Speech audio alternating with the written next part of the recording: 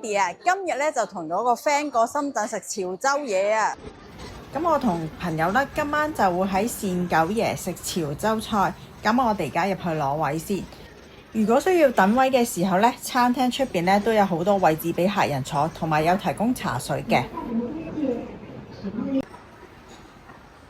善九爺本身係一間好有名氣嘅潮州菜啦，所以咧其實佢哋都攞咗好多嘅獎項。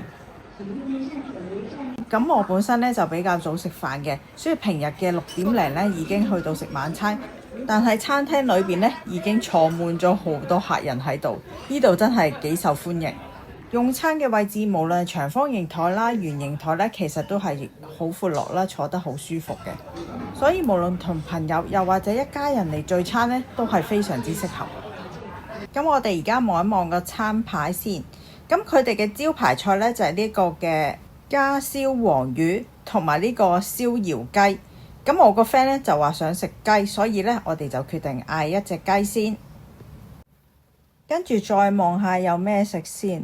哇！佢嘅種類咧都好多喎，除咗有肉啦，又有海鮮啦，又有潮州煲仔啦，又有小食啦，真係花多眼亂啊！樣樣我都想食啊！咁呢一個三葱炒蟹好似幾吸引喎，咁我都嗌呢一個啦。跟住再望一望上邊先，呢一個蟹黃柴火豆腐都唔錯喎，仲係新品添。咁一於嗌呢個嚟試下啦。跟住我想再嗌啲傳統嘅潮州小食，咁呢就嗌個菜頭粿啦。跟住再嗌返個蔬菜先，就嗌呢個扁豆啦。我都未食過，就試下啦。頭先一坐低嘅時候呢，已經有個花生餸㗎啦。咁我哋嗌嘅嘢呢都陸續嚟緊啦。咁我哋而家睇下呢一個三葱炒蟹。呢個三葱炒蟹咧有3隻蟹喎，見到佢有好多乾葱頭、葱，仲有紫洋葱。咁多香口嘅配料呢，未食已經聞到好香啊！咁我哋而家先食咗個蟹先。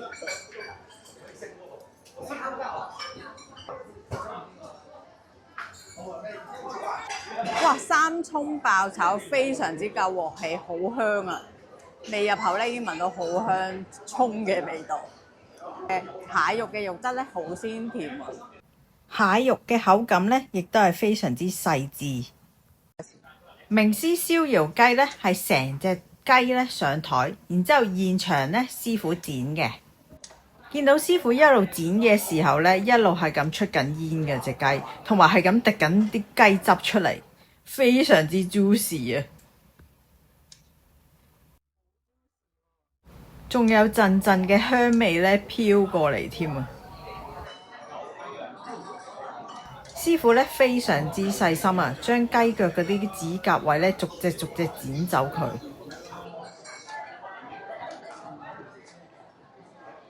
隻雞嘅份量呢都幾大隻，你睇下隻雞髀位幾大，好厚肉啊！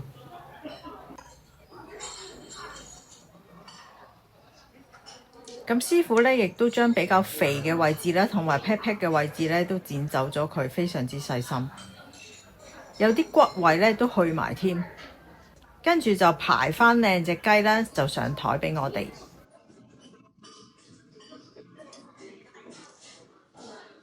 咁佢哋每張餐台咧都會有準備一次性嘅手套啦，咁方便食雞嗰陣時用嘅。燒窯雞可以配呢個椒鹽粉，佢嘅外皮咧仲係金黃色，而且係薄到好似張紙咁啊！趁熱辣辣，食咗隻雞先。個外皮咧脆脆地嘅喎，啲雞肉咧非常之嫩滑。肉質好 juicy 啊！再試下個扁豆先，我都係第一次食呢一個扁豆。咁頭先上台嘅時候呢，佢就係成煲上嘅，佢用咗傳統嘅啫啫煲手法去做啦。一揭開煲蓋就聽到吱吱喳喳聲啦，香味即刻湧埋嚟，所以係特別惹味啊，鹹香風味十足。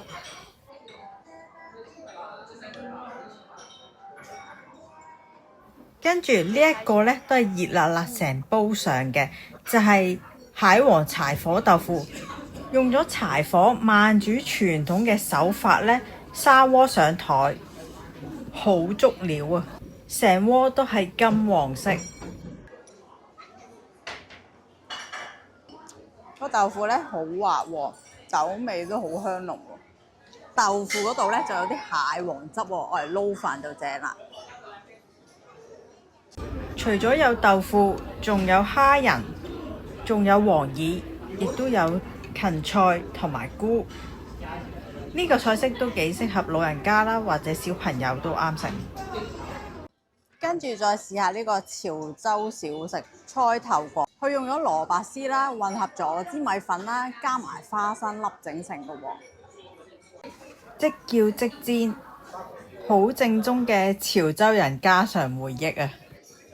外皮咧就脆脆地嘅，裏邊咧就好軟糯，咁可以再點埋佢嗰個甜辣醬，再提升咗個味道。最後咧，梗係嗌個甜品食啦，咁先完美噶嘛！蜜薯芒柚露，哇，芒果味非常之香濃啊！蜜薯甜甜地，軟腍腍，成碗甜品呢唔會太甜，係天然嘅甜味，非常之好。而且佢嘅外形呢好靚啦，愛嚟打卡都啱喎。咁我提供3個路線俾大家參考下。我喺深圳灣口岸直接打車過嚟，大約15分鐘車程，20蚊左右就可以直接嚟到㗎。善九爺除咗我今日去呢一間嘅分店之外呢，其實佢仲有另外一間分店，就喺福田嘅深業上城。兩間嘅位置都非常之方便，適合一家人去食飯啦、聚餐啦，又或者節日一齊去約埋朋友一齊去食飯，都係非常之好嘅選擇。咁今日嘅分享呢，就差唔多去到呢度啦，希望你哋會中意呢條片啦。想睇更多吃喝玩樂嘅資訊呢，記得訂閱 Yandy 啦，記得撳埋個鐘仔，有咩新片上第一時間就會通知你。睇完條片記得俾個 like 我，同埋留個言俾我啊！多謝晒各位收睇啦，下一集再見，拜拜。